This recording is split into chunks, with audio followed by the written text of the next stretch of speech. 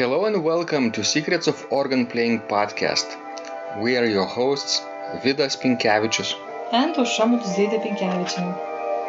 We've been mastering secrets of organ playing for more than 20 years and sharing them on this blog since 2011.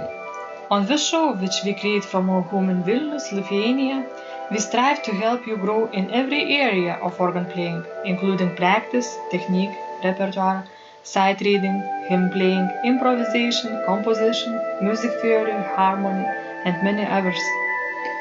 Our hope is to help you become a complete musician, or what we call as total organist, a program which we have created to help you reach your dreams faster than you would do on your own.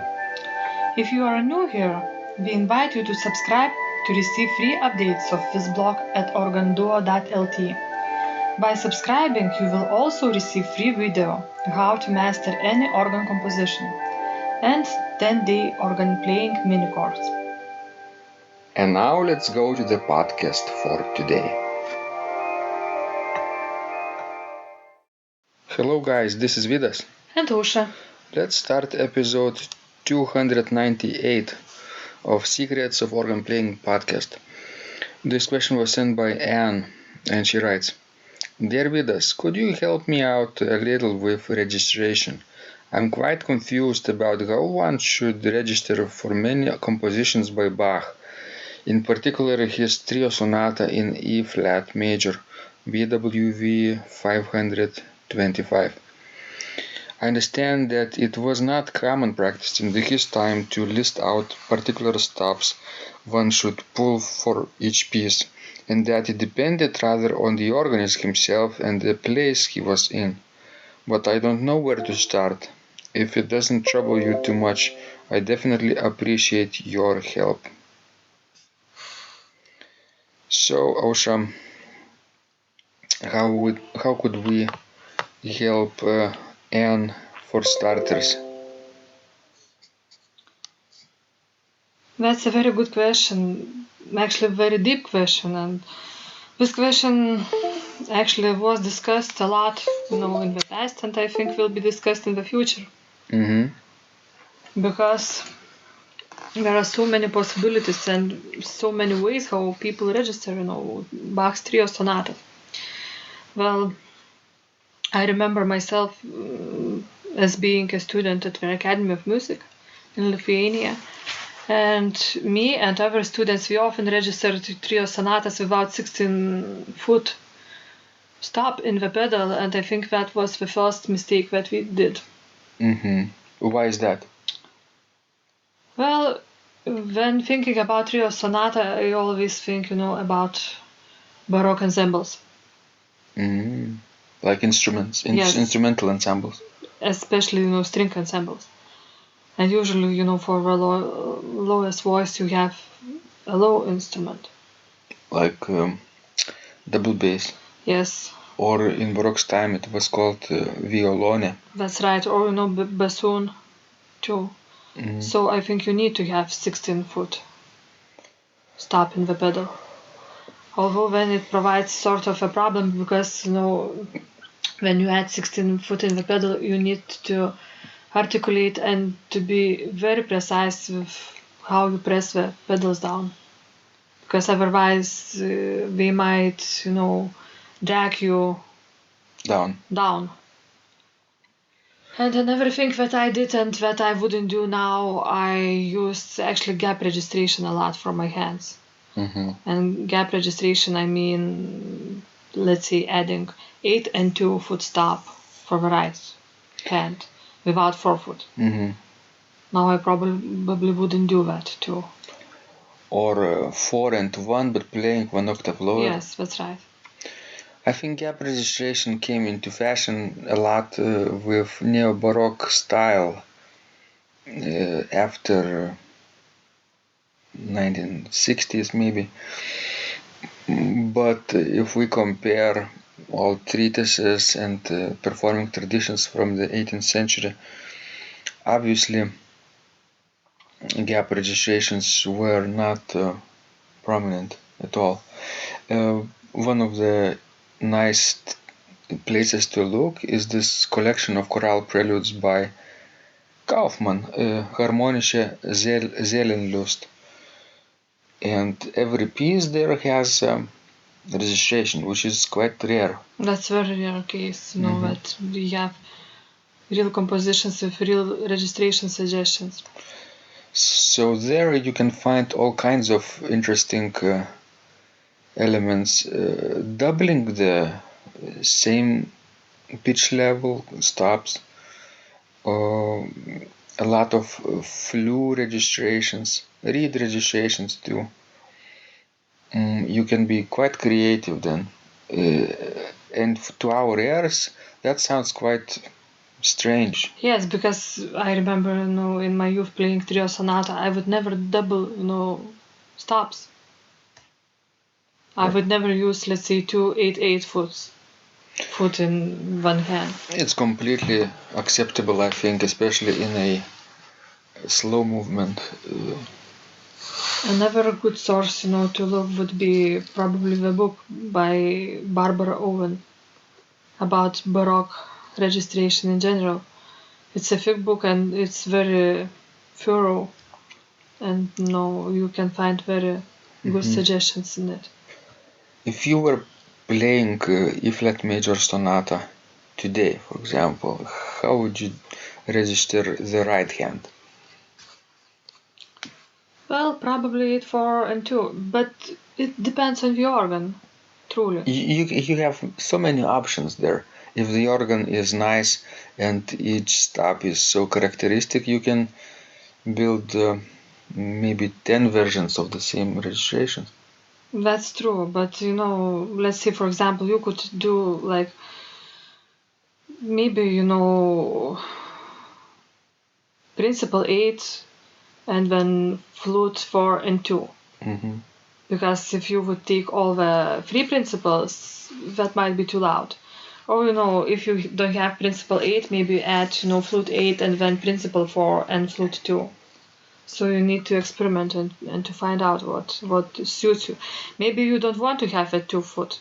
Maybe it's too high pitched for you. Maybe 2 foot pitch is just for the third part. That's right. Maybe then just use couple of 8 foot stops and 1 4 foot. And then for the left hand, of course, if I wouldn't put probably the 2 foot for the left hand. I would limit myself to 8 and 4. I like very much if the organ is nice and those sounds can be quite colorful. I like to play with 8 and 4 stops quite often. That could be 2 flutes, 8 and 4, in both hands, but different characters. One of them can be principal, either 8 foot or 4 foot. Do you think 2 principals, 8 and 4, would sound well?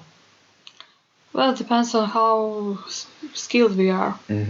They might be just fine. In a small organ. True. And then in the pedal, I would add 16 foot, 8 foot. Would you add a 4 foot too? No. Me too. I think it would be just too much. So probably principal is 16 and principal or flute 8. Yes. What I think should work. Sometimes Suba 16 works. That's well. right. In our St. John's church organ, I can put 2 16-foot stops too. That reinforces the bass. I like heavy bass sometimes. I know, I like it too. And I remember that, Dr. George Ritchie always, the only adjustment he would make to my registration, sometimes he omits some of my pedal stops. Because I also like, heavy bass. It's because the bass is the foundation of harmony, and listeners should hear it quite clearly. True. And because if we are thinking about larger acoustics, like church acoustics, if you would listen to the choir singing, the higher voice it is, the better it sounds, the louder it sounds. And with the low voices, it's very hard to project them in a big room with large acoustics. Low voices sound well in when they sing softly. That's right. What about reeds? Would you use reeds in trio sonatas? Well, that's also a good question for discussions. Nice. If you imagine trio ensemble playing this sonata, maybe a oboe would play Oboe, one part. I think in some cases oboe or krumhorn would probably work quite well. Probably maybe for the right hand then. What about mutations? Well, I don't know. I probably wouldn't use them. What about you? Maybe in one hand it could sound colorful, like a 2 2/3. But you really need to listen to what mutation you have, because some of them sounds quite natural and sort of squeaky.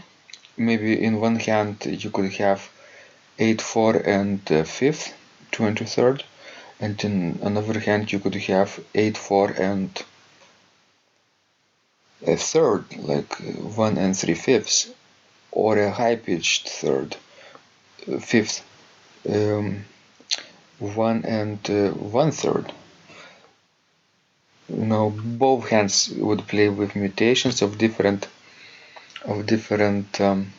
pitch level. That could work. What about strings? But that's my second choice. With strings, I especially like them for probably slow movement. Yes, for the middle movement, I think it would work just fine. Because they need slow tempo to be able to speak.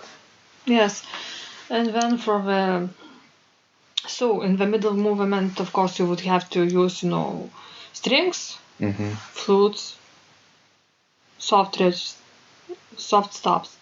And then, of course, for the last movement, I would play it a little bit louder than the first movement. Yes, something similar, but maybe with 2 foot. That's right. Or even 1 foot. Sometimes it might work. If the organ is nice, you can have so many colors, right? If it's not nice, then you're limited. Sometimes you could use just one principle, 8 in one hand and 4 in another hand with 1 octave lower. That's a possibility too, but you need to check the diapason if it will fit. Compass, yes. If the left hand part doesn't go below tenor C, then you can play 1 octave lower. Yes, and it should work. You have to check. And since I think both upper parts are treble parts, I think that should work playing 1 octave lower. I think, yes, in flat major sonata. Alright, so that's, I think, enough for starters to think about. Sure. Thanks, guys, for sending these questions. Please send us more. We love helping you grow. And remember, when you practice, miracles happen. This blog is supported by Total Organist, the most comprehensive organ training program online, where you will find courses for every area of organ playing, including technique, practice, sight reading, repertoire playing, hymn playing, improvisation, composition, music theory and harmony, with hundreds of scores and thousands of exercises. Here is what some of the students are saying. Hugh writes, "The sight reading course has helped me tremendously. Thank you very much for your essays, courses, and all your help." Robert writes, "I found the fingerings, registration ideas, and general comments to be excellent." John writes, "I have found your download very helpful. It was really excellent. I have watched some of your teaching videos, and when I read your instructions, I tried to imagine you are there teaching me. You may feel disappointed that I am 2-3 days behind, but I am a slow learner, and I have committed to taking the time to get it right, as you say. But the other night my wife commented that she had never heard me play such a detailed melody in the left hand so well. My left hand is generally poor. Robert writes, "It has been a great pleasure in my life of having discovered your courses and material as well as the YouTube work of recordings. You have a calm and pleasant way of teaching." Ron writes, "Hi Vidas and Ausra, thank you guys. What a wonderful response to my email note to you. You've got me right, and I feel you understand my level of playing. Yes, at home and lucky that I have an organ for that reason. I am paying attention to this, and I am going to try this haha no longer secret model. Yes, and I love Cesar Frank too. What is very nice about your blog podcast is that Ausra and Vidas are like a Socratic dialogue, and by bouncing things off of each other, so much more information comes out and is expressed. Your comments contain a wealth of information and understanding. I really appreciate this. It is very inspiring and will keep us moving forward."